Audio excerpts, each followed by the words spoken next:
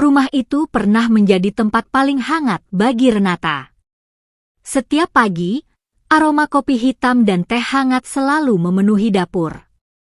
Okan terbiasa bangun lebih awal, bahkan sebelum adzan subuh berkumandang.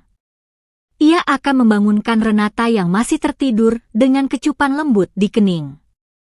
Lalu Renata akan menggeliat, tersenyum, lalu mengeluh pelan sebelum akhirnya bangkit. 5 tahun pernikahan mereka berjalan seperti air tenang, tidak selalu riuh, tapi penuh makna. Okan, seorang dokter kandungan yang disegani, dan Renata, wanita berhijab dengan mata lembut yang dulu dikenal sebagai pekerja keras, telah belajar saling mengalah, saling mendengar, dan saling mencintai tanpa syarat. Mereka tertawa bersama. Mereka salat berjamaah. Mereka menangis bersama ketika doa-doa belum juga terjawab. Satu hal yang belum hadir di rumah itu hanyalah tangisan bayi. Namun Renata tak pernah merasa rumahnya kurang. Selama ada Okan, ia merasa utuh. Sampai bisik-bisik itu mulai datang. Awalnya hanya dari luar pagar. Tetangga yang pura-pura ramah tapi menyelipkan tanya dengan senyum menggantung. Sudah 5 tahunnya, Renata, belum isi juga? Renata hanya tersenyum, menunduk, menjawab dengan kalimat yang sudah dihafalnya. Doanya saja, Bu. Namun lama-kelamaan, bisik-bisik itu tak lagi hanya datang dari luar. Keluarga Okan mulai ikut bicara.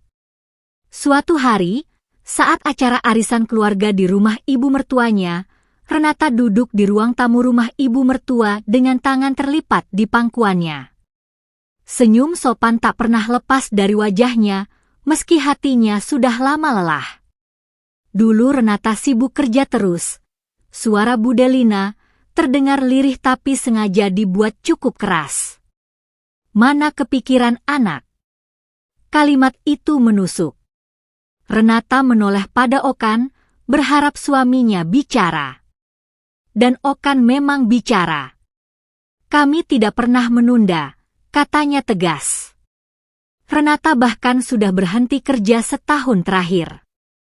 Namun Bu Delina mendengus kecil. Ya syukurlah kalau gitu. Harusnya kan dari dulu. Renata diam. Ia selalu memilih diam. Tak ada yang tahu berapa banyak tangisnya di malam hari, memeluk bantal, bertanya pada Tuhan apakah ia kurang beriman, kurang ikhlas, atau kurang pantas menjadi ibu. Tak ada yang peduli bahwa ia sudah bolak-balik rumah sakit. Tak ada yang mau mendengar bahwa hasil pemeriksaannya normal. Tak ada yang ingin tahu bahwa dokter kandungan terbaik di kota, yaitu suaminya sendiri, juga tak pernah menemukan masalah berarti. Yang mereka tahu hanya satu hal. Rahim Renata masih sunyi. Dan sunyi itu dianggap salahnya. Puncaknya terjadi di sebuah siang yang panas. Bu Delina kembali bicara, kali ini tanpa rem. Kalau memang Renata nggak bisa kasih keturunan, Okan itu masih muda. Masih bisa cari perempuan lain. Kalimat itu membuat dunia Renata runtuh. Ia berdiri, tubuhnya gemetar, matanya basah. Bude, sebagai manusia saya sudah berusaha. Tapi tak ada yang meminta maaf. Malam itu, Renata meminta pisah.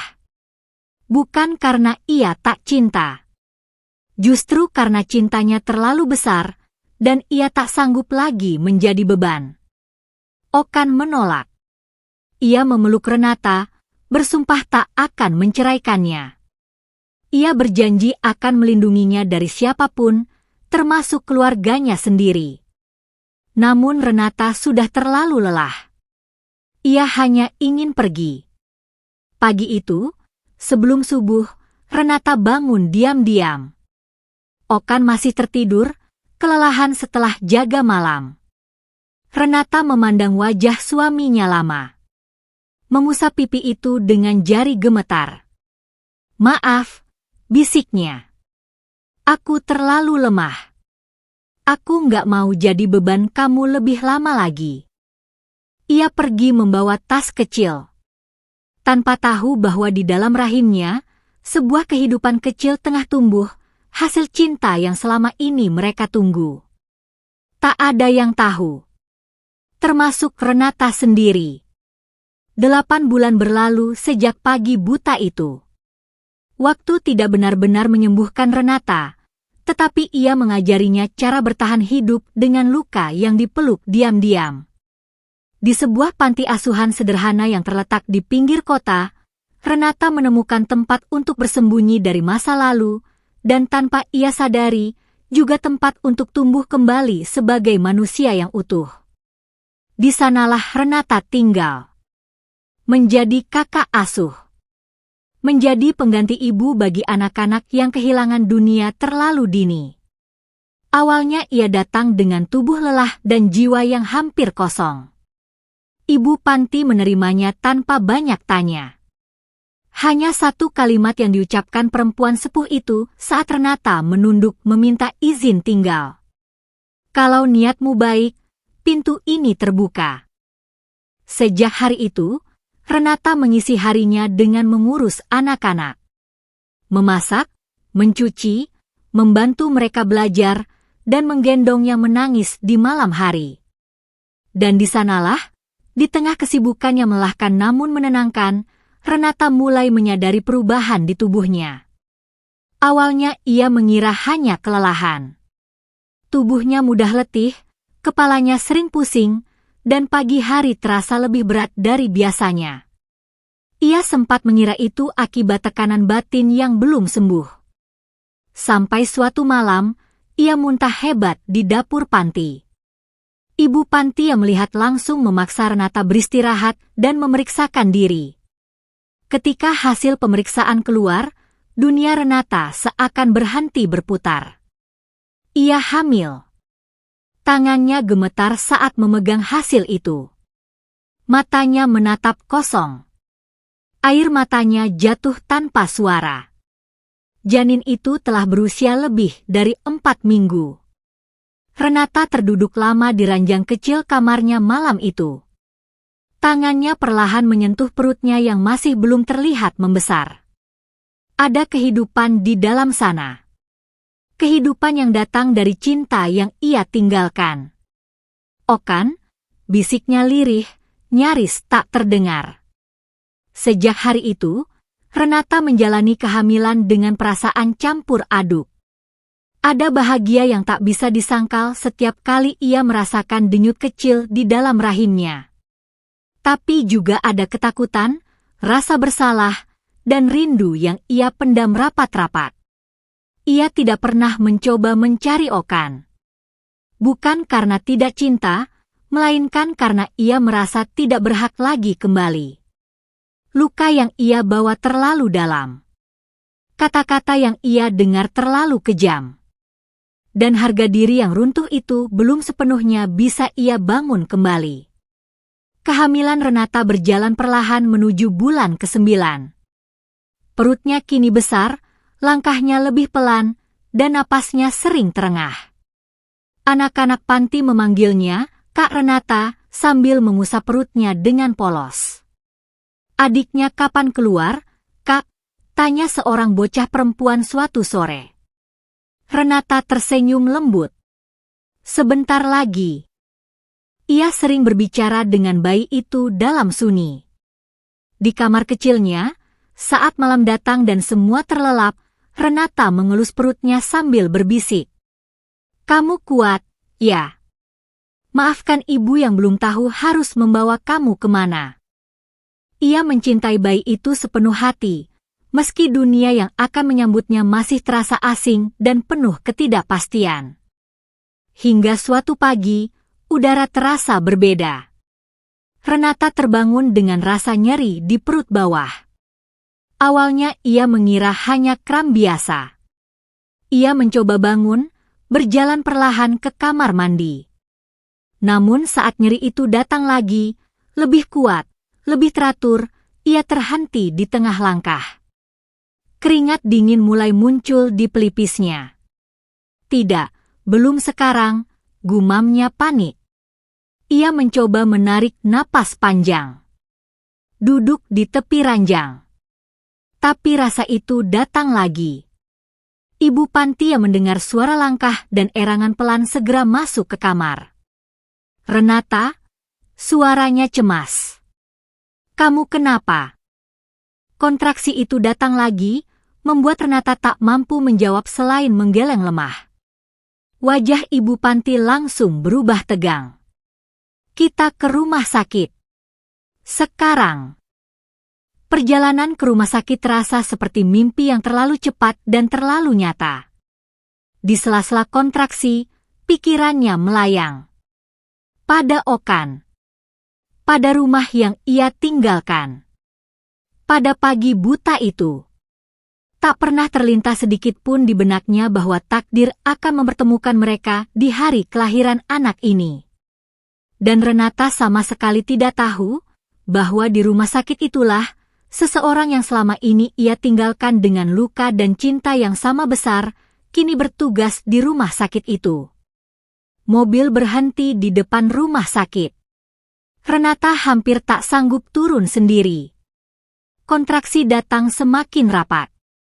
Ibu Panti memeluk bahunya, memberi kekuatan, sementara seorang perawat bergegas membawa kursi roda. Tarik napas, nak. Pelan-pelan, ucap Ibu Panti dengan suara bergetar menahan panik. Renata mengangguk lemah. Matanya terpejam saat rasa nyeri kembali datang, lebih kuat dari sebelumnya. Di ruang bersalin, perawat-perawat bergerak cepat. Nama Renata dipanggil. Tak sampai 5 menit kemudian, langkah seseorang terdengar memasuki ruangan. Langkah itu berhenti mendadak. Okan membeku di ambang pintu. Dunia seolah runtuh dalam sekejap. Di atas ranjang bersalin itu, dengan wajah pucat dan tubuh yang tampak rapuh, terbaring Renata, istrinya. Wanita yang 8 bulan terakhir ia cari kemana-mana. Wanita yang pergi membawa separuh jiwanya. Dan perut Renata besar. Jantung Okan seakan berhenti berdetak. Renata, suaranya keluar pelan, nyaris tak terdengar, seperti bisikan orang yang takut kenyataan akan pecah jika diucapkan terlalu keras. Renata membuka mata. Tatapan mereka bertemu. Wajah Okan yang dulu selalu ia rindukan kini berdiri di hadapannya, nyata, dekat, dan begitu menyakitkan. Mata itu masih sama, dalam, hangat, penuh cinta yang dulu selalu membuatnya merasa pulang. Namun kini, Renata justru ingin menangis. Okan, suaranya pecah bersamaan dengan kontraksi yang datang lebih kuat. Ia memalingkan wajah, seolah takut jika menatap terlalu lama, hatinya akan menyerah. Okan melangkah maju dengan dada sesak. Napasnya berat. Ada amarah, rindu, syok, dan ketakutan yang bercampur menjadi satu. Ini, suaranya tercekat. Ini anak siapa? Renata? Pertanyaan itu menggantung, tapi waktu tak memberi ruang bagi jawaban. Perawat memberi aba-aba. Persalinan sudah terlalu dekat. Dokter, pembukaan lengkap, seru seorang bidan. Okan terdiam sepersekian detik. Lalu nalurinya sebagai dokter mengambil alih. Ia mengenakan sarung tangan, berdiri di posisi yang seharusnya, meski hatinya sedang hancur. Renata, dengarkan aku, ucapnya tegas namun lembut. Ikuti instruksiku. Kita fokus dulu. Renata mengangguk lemah. Dalam kondisi itu, hanya suara Okan yang mampu menenangkannya, seperti dulu. Dan di ruang bersalin itu, cinta, luka, dan takdir bertabrakan. Tangisan bayi memecah udara. Seorang bayi laki-laki lahir dengan selamat. Tangisan yang selama 5 tahun mereka doakan. Tangisan yang datang di tengah kehancuran. Okan menatap bayi itu dengan mata berkaca-kaca. Dadanya terasa sesak hingga nyeri. Itu, anakku, bisiknya dalam hati. Ia yakin. Terlalu yakin. Renata terbaring lemah setelah persalinan. Tubuhnya letih, hatinya lebih letih lagi. Bayi laki-laki itu terlelap di boks kecil di samping ranjangnya. Okan berdiri tak jauh, menatap mereka dengan perasaan yang sulit dijelaskan. Bahagia, marah, terluka, dan rindu bercampur menjadi satu. Itu anakku, ucap Okan, bukan pertanyaan, melainkan pernyataan. Bukan anakmu, jawab Renata, suaranya lirih namun tegas. Okan menoleh cepat.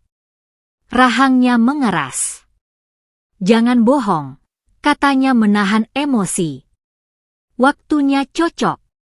Kamu pergi 8 bulan lalu. Dan aku tidak pernah menceraikanmu. Renata memejamkan mata. Air matanya mengalir pelan. Aku tidak ingin melibatkanmu, bisiknya. Aku tidak ingin kembali ke dunia yang melukaiku. Kamu berhak pergi dariku, suara Okan meninggi, tapi tidak berhak menyembunyikan anakku. Kata-kata itu membuat Renata terisak. Tangannya gemetar saat ia menutupi wajahnya. Aku tidak tahu, Okan, tangisnya pecah. Aku benar-benar tidak tahu aku hamil saat pergi. Aku baru sadar ketika semuanya sudah terlambat. Okan terdiam. Kemarahan di dadanya runtuh, berganti dengan penyesalan yang menghantam lebih keras. Ia mendekat, berlutut di sisi ranjang, menggenggam tangan Renata erat-erat. Aku minta maaf, suaranya serak. Aku gagal melindungimu. Renata menatapnya dengan mata sembab. Aku juga minta maaf. Aku pergi tanpa memberi kesempatan. Tangisan mereka menyatu dalam keheningan. Okan mengajak Renata pulang. Awalnya Renata menolak. Luka itu masih ada. Takut itu masih nyata. Namun Okan tak menyerah. Aku tidak pernah menceraikanmu, ucapnya lembut. Kamu masih istriku. Rumah itu masih rumahmu. Ia juga mengatakan sesuatu yang membuat Renata terdiam. Dan Budelina ingin meminta maaf. Dia menyesal. Maaf dulu aku tidak tahu apa-apa. Hari itu, Renata kembali melangkah ke rumah yang dulu ia tinggalkan. Dengan bayi di pelukannya. Dengan hati yang masih rapuh. Budelina benar-benar menunggunya. Begitu melihat Renata, perempuan itu menangis dan bersimpuh. Maafkan Bude. Bude sudah kejam sama kamu, ucapnya terisak. Bude menyakiti perempuan baik. Maafkan Bude. Renata terdiam lama. Lalu ia membungkuk, memeluk perempuan itu. Aku memaafkan Bude, katanya lirih. Aku hanya ingin hidup tenang Bude. Malam itu, Renata tidur kembali di kamar lamanya. Okan berbaring di sampingnya, memeluknya dari belakang seperti dulu. Ada bayi mereka di antara mereka, buah cinta yang lahir dari luka. Terima kasih sudah mau kembali, bisik Okan di telinga Renata. Renata menitikkan air mata bahagia. Maafkan aku, sekarang aku pulang, jawab Renata. Di rumah itu, tangisan bayi menggantikan kesunyian. Di hati mereka, luka berubah menjadi doa.